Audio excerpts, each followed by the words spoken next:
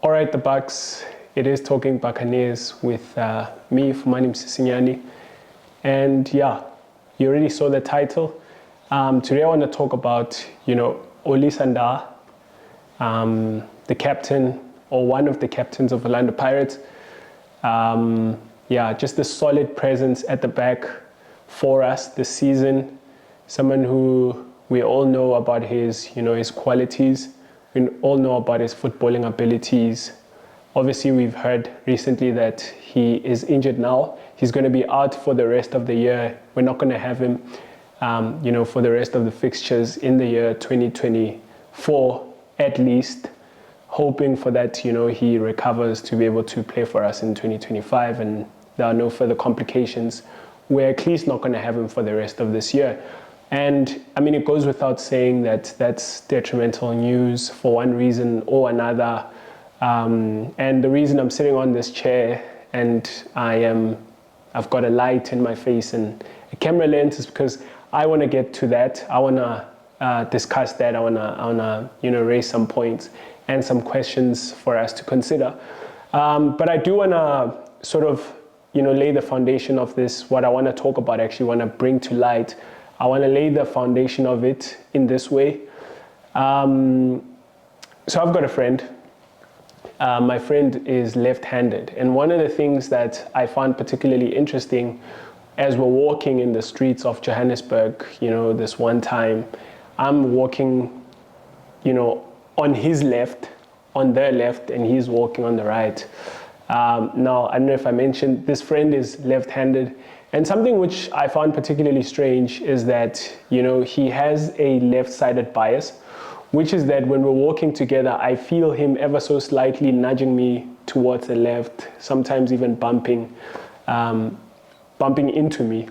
And, I thought that was particularly interesting because we got to talking about it and I asked the question, why is that? And it turns out that people that, and if there's any of you who are left-handed, left-footed, maybe you guys can confirm for us in the comment section. It turns out that people who are left-handed, left-footed have a left-sided bias, which is that it seems like they walk towards the left even when they walk, and their preference is to be on the left side of things and that sort of thing. Now, I'm laying that foundation because if you don't know, it turns out there's a tactical reason why Orlando Pirates plays with Olisah Ndah as a left centre-back, in the pairing between Thabiso Munyane and, Thabiso Sesane and Olisah Ndah. So what you'll find is that a lot of the time, or almost all the time, or maybe even all the time, Olisah Ndah plays as the left-sided centre-back, Thabiso Sesane plays as the right-sided centre-back. Olisah Ndah goes without saying, most of us know that he's one of the most two-footed centre-backs in the league. He's very dual-footed. He kicks with his left foot almost as good as his right foot. And I bet you there's some of you who might be watching this who at some point thought that Olisah Ndah is actually left-footed. And that's how good he is. And it turns out there's a tactical reason why Ndah plays there instead of, maybe Sesane when he's playing with Sesane. Or it matters that Ndah is the one that plays there and Sesane plays on the right.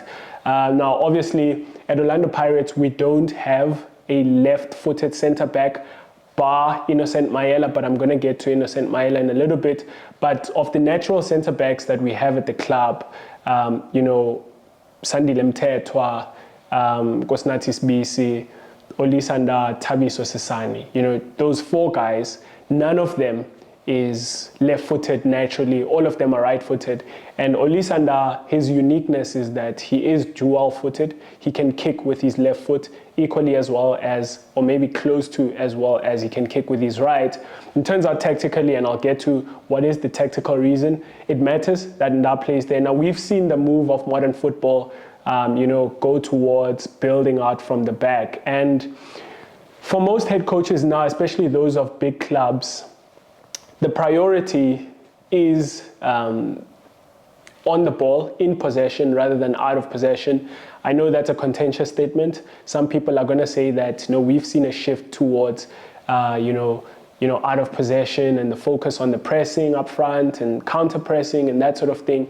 But I do think that when these head coaches, these managers all around the world, it's happening, when they think about even their defenders, I think very high up their priority list, especially the big teams, because big teams just spend a lot of time in possession of the ball. So you want to make sure that all over the pitch, you've got people that can give you equality and can carry out the plan, the tactic very well. And so we've seen the shift towards, very good, very gifted ball playing, ball carrying center backs. Olisah Ndah fits that mold. He's someone who's very good at carrying the ball, very good at passing it, very good at playing with his feet and that sort of thing. So we've seen that shift, and it seems like most head coaches in big teams, again, their priority when they think about a defender, very high up there is his ball-orientated giftedness. Is he good on the ball? Can he play? Can he receive? That sort of thing. Can he pass?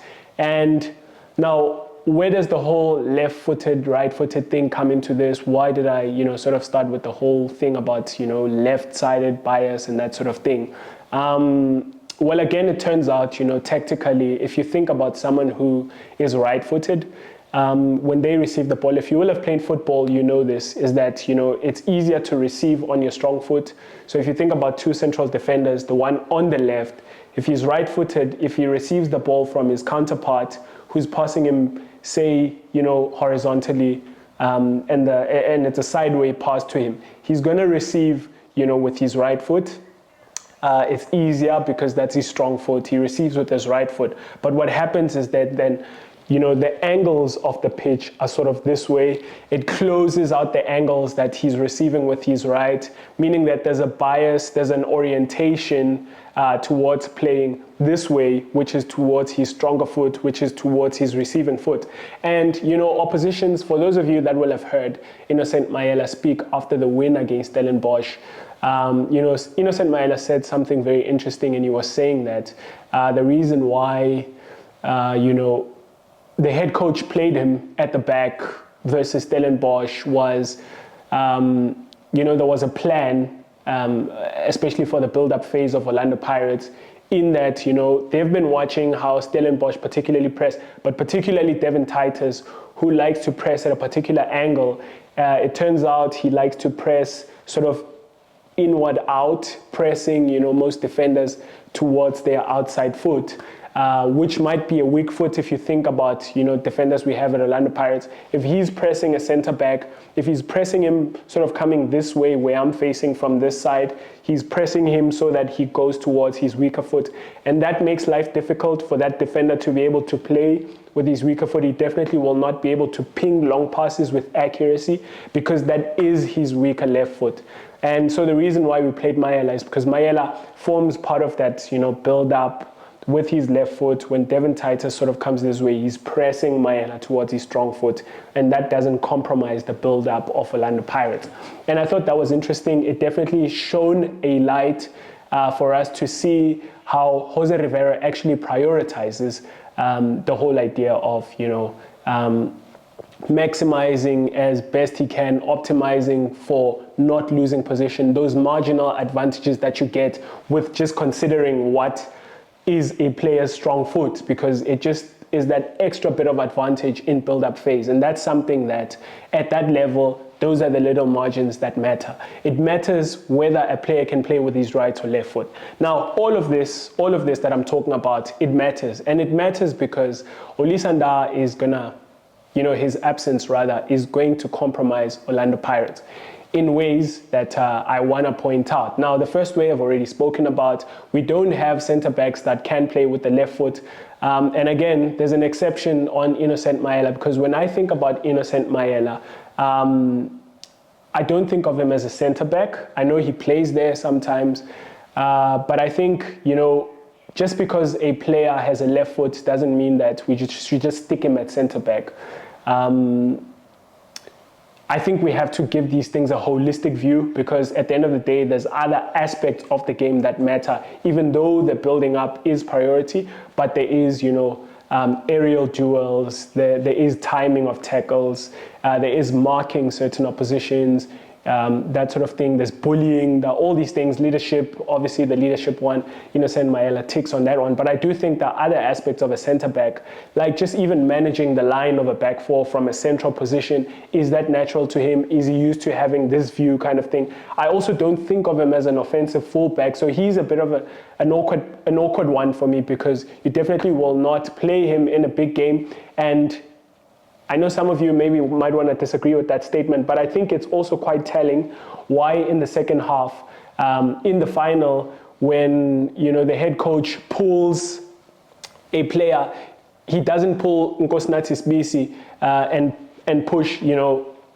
Innocent Maela into centre back to give us a good build-up, whatever. But he rather, in fact, pulls Innocent Maela out and he doesn't shift him. He rather have Nkosinathi Sibisi in that centre back, even though Nkosinathi Sibisi is not left-footed. And I think that's quite telling, that in the biggest of games, you rather have a solid defender rather than a player like Maela, who gives you a slight advantage in build-up because of his left-footedness. That pales in comparison to the fact that we might be compromised when coming to sort of turnovers and we're being attacked by the opposition. You just want a solid defender, and for that reason, I do think that I don't think of Innocent Maela as a centre back.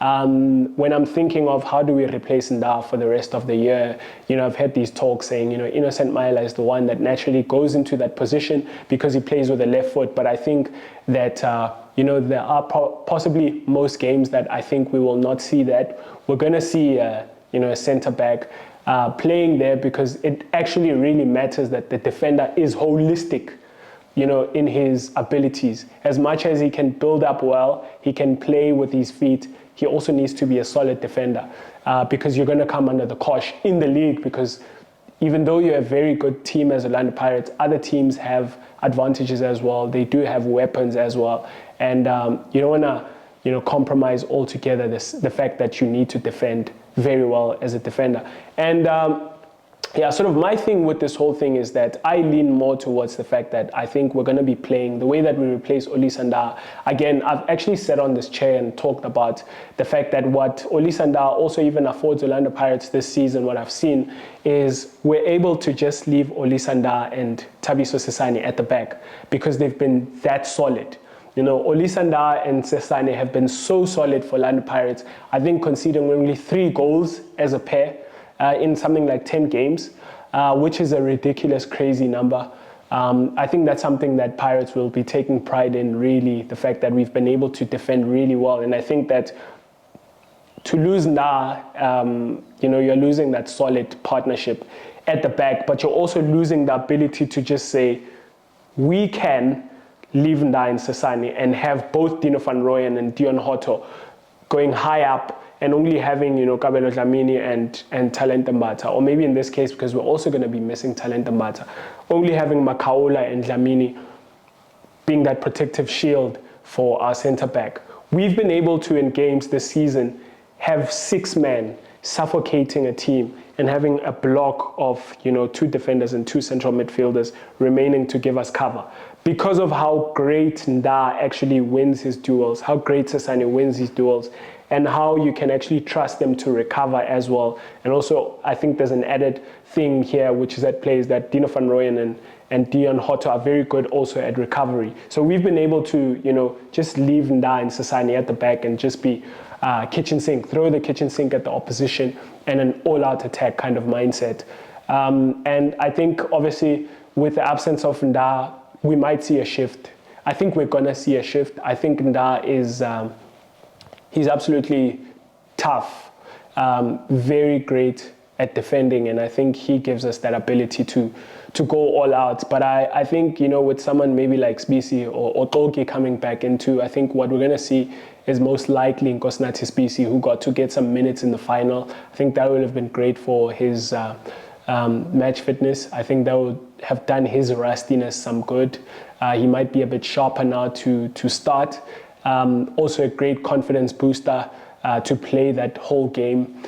So I think we're most likely going to see a partnership of Nkosinathi Sibisi and Thabiso Sisane, which is, in all fairness, a very good centre-back pairing. What I think is obviously going to be compromised is, the ability to play long, because it's no secret that I don't think that Sisane is the greatest passer of football. I think he's very good at actually his ball carrying. I think he's someone who can, protect it and keep it quite well. He's not going to lose it. He's someone who can play with his feet. But I think it's worth distinguishing that there are people who are ball players and people who are good ball carriers. They're good at protecting the ball. They're good at keeping the ball, but they're not really good at distributing it. And of the two, Olisah Ndah and Thabiso Sisane, Ndah is the one who's, given the responsibility to distribute it. I think primarily he's not even just a sort of like an option. He's actually a weapon for us. The fact that he can pass well, the fact that he can progress play from so deep at the back. And I think Sisane is not high up there. That doesn't mean I'm saying he's terrible at it, but I'm just saying he's not at that level. We have lost a weapon, which is to be able to progress play from the back, especially launch attacks from the back. I think we're just going to be relatively tame. If I'm being frank, we're not going to be a threat for oppositions from playing out from the back, being able to open things up and create attacks from the back. That's going to be the part that's compromised. Definitely sure. I'm sure about that. But it doesn't mean that we're going to be a bad team. I think for most oppositions, we're going to be able to play through them, even with someone like Sibisi. I think Sibisi is a decent ball player. He's not terrible. I think he's not someone who I think, whoa, Sibisi's passes are just bad. I think his passes are probably okay.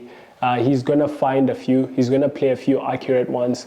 I particularly remember him playing an accurate one to, Saleng in a game against Cape Town City at the end of, the season before the last one. 1-1 game at Orlando Stadium where Khanyiso Mayo scored a brilliant goal against us. I remember Sibisi pinging one to Saleng with accuracy, and Saleng goes on to provide an assist or score from there. And I think every now and again you will see something like that from Sibisi, but you have lost a weapon in Olisah Ndah. But I think we're going to be okay. I am a bit worried in that, is it going to upset the confidence, especially? Is it going to upset the momentum? Because one thing for sure is that in seasons like this where, you want to win a big thing at the end of it, is momentum plays a huge role. It plays a huge role, and we can't sleep on that. We need to keep things going. We need to keep things ticking. You don't want to be losing players. And I mean, we've lost now Talenta Bata. There's talk of him maybe not being fit for, I don't know how many games, but it doesn't look like he's going to play the next two, at least in my view. Best I understood. Stand to be corrected on that. I'm not a medical guy by any stretch. But yeah, it doesn't seem like he's going to play the next one, maybe not even the one after that. And so, these are my concerns, that it's not particularly the quality of sort of maybe Tim who can come in there, or Rasiboja, or Nkosinathi Sibisi in the case of centre back, or Thapelo Xoki, who's also quite a bit of a way away from coming back. But it's not the qualities of them that I'm doubting. It's more of the momentum, the belief that is with people like Saleng and Ndah, Sisane, those kind of guys, Mbata, because of just how they've been winning games and they've got momentum and a second win behind them. But yeah, it's going to remain to be seen. But I do think that it is a cause for concern. It is something worth talking about and thinking about. But yeah, let me leave it here. What do you think? Do you think we're going to be just fine without Olisah Ndah? Up the mighty Bucks. Cheers. Well, I hope you enjoyed that video from Talking Buccaneers. If you did, please hit that subscribe button so you can stay up to date with all our future content.